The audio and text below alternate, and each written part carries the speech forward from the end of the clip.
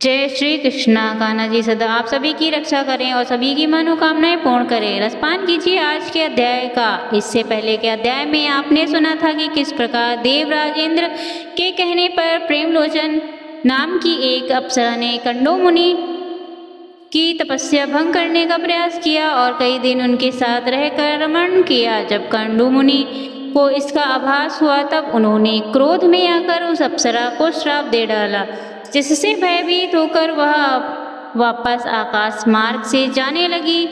जब वे जाने लगी तब उसके साथ जो कुछ हुआ उसे आगे का वृत्तांत आप सुनिए। इस प्रकार मुनिवर कांड मुनि ने जब क्रोधपूर्वक उसे फटकार कर तब वह कांपती हुई आश्रम से बाहर निकली और आकाश मार्ग से जाने लगी। उसके अंग अंग से भय के मारे पसीने की बूंदें निकल रही थी और वह वृक्ष के पल्लवन से उन्हें पोंछती जाती। ऋषि ने उसके उदर में जो गर्भ स्थापित किया था वह पसीने के रूप में ही बाहर निकल गया। वृक्षों ने उस श्वेत बिंदुओं को ग्रहण किया और व्यूह ने इन सबको एकत्र करके एक गर्भ का रूप दिया। फिर चंद्रमा ने अपनी अमृतमयी करनी से उसे गर्भ को धारण किया। धीरे धीरे पुष्ट किया उससे मैरेशा नाम की कन्या उत्पन्न हुई, जो वृक्षों की पुत्री कहलाई। उसके नेत्र बड़े मनोहर थे। वही प्रत्युषों की पत्नी और दक्ष की जननी हुई। इधर महर्षि नंदन तपस्या चित्र होने पर भी विष्णु के निवास स्थान पुरुषोत्तम क्षेत्र को गए।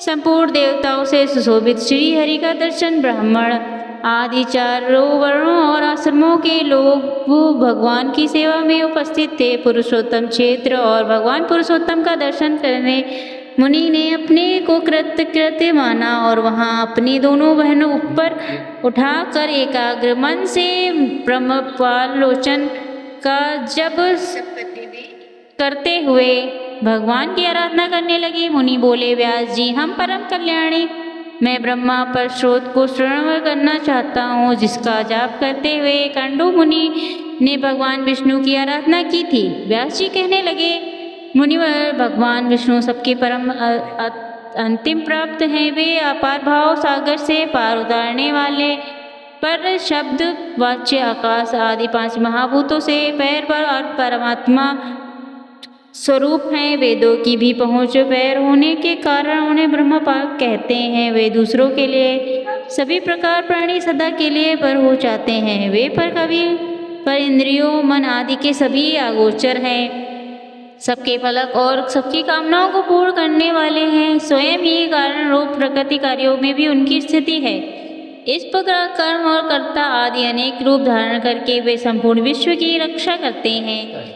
वह ब्रह्म विनाशी नित्य और अजन्म है। वहीं छह आदि संपूर्ण विकारों के संपन्न में रहित भगवान विष्णु भगवान पुरुषोत्तम ही अविनाशी अजन्म और नीति ब्रह्मा है। उनके प्रभाव से मेरी राज आदि समस्त दोष नष्ट हो जाएं। स्रोत का जब सुनकर और उनके सुधारण पर अब भक्ति को जानकर भक्ति वत्सल भगवान पुरुषोत्तम बड़े प्रसन्न हुए और उनके पास जाकर बोले, मुझे तुम्हारे मन में जो भी अभिलाषा हो उसे कहो, मैं तुम्हें ही सुनने आया हूँ। श्री हरि समस्त शुभ लक्षणों से युक्त दिखाई देते हैं। उनके अंगों में भी सभी प्रकार के रक्त में आभूषण शोभा पा रहे हैं। श्री अंग में दिव्य चंदन लगा है और दिव्य उनकी शोभा बढ़ा रहा है। इस प्रकार भगवान की झांकी देखकर कांडू मुनि के शरीर में रोमांचवश उन्होंने दंडवत पृथ्वी पर गिरकर शास्त्र प्रणाम किया और कहा, प्रभु, आज मेरा जीवन सफल हुआ, मेरी तपस्या का फल मिल गया। ऐसा कहकर मुनि ने भगवान की स्तुति प्रारंभ की। तंदु मुनि बोले, नारायण श्री कृष्ण श्रीवस्तम जगतपति जगत भी जगत धाम जगत साक्षी ने आपको नमस्कार। नवनाथ, आपको नमस्कार है। आप ही बादल और धूप वर्षा और गर्मी करने वाले हैं। हे प्रभु, आप बड़ी कठिनाई से प्राप्त होते हैं।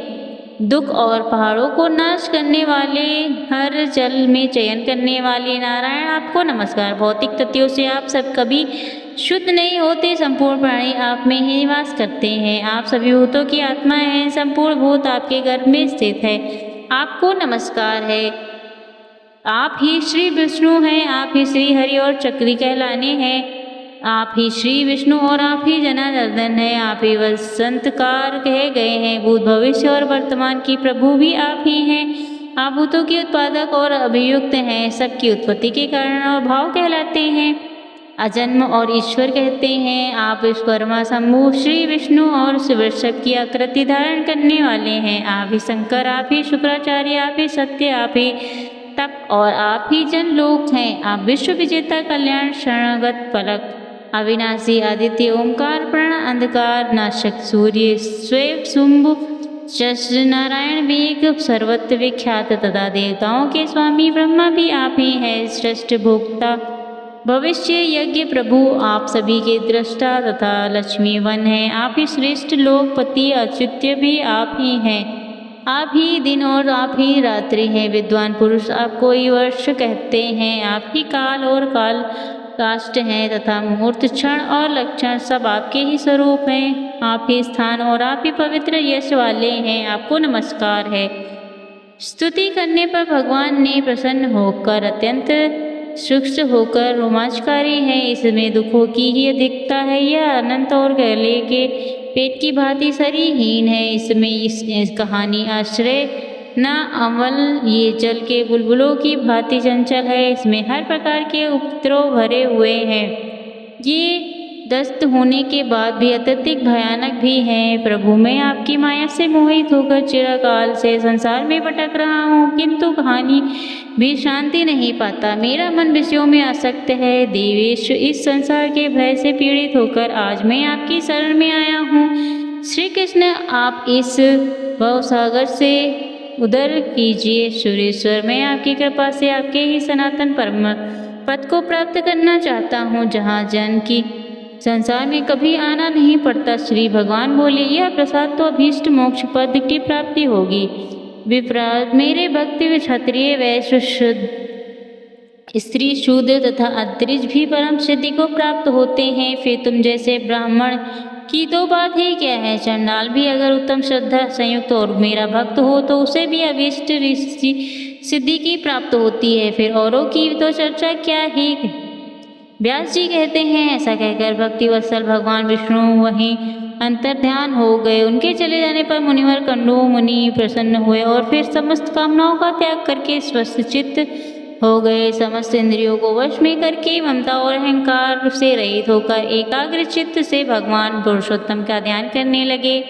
भगवान के निर्लेप, निर्गुप्त, शांत और सुंदर मंत्र स्वरूप का चिंतन करते हुए उन्होंने दुर्लभ मोक्ष पद प्राप्त कर लिया। और दूसरों को सुनता है, वह सभी पापों से मुक्त होकर स्वर्गलोक को जाता है। मुनिवरों, इस प्रकार मैंने इस कर्म भूमि तथा मोक्षदायक पुरुषोत्तम क्षेत्र का वर्णन किया, जहाँ साक्षात भगवान पुरुषोत्तम निवास करते हैं। जो मनुष्य संसार जनक जगत दुखों का नाश और मोक्ष प्रदान करने वाले भगवान श्री पुरुषोत्तम भक्ति पूर्वक दर्शन, स्वतन और ध्यान करते हैं, वे समस्त देशों से मुक्त होकर भगवान के अविनाशी धाम में जाते हैं।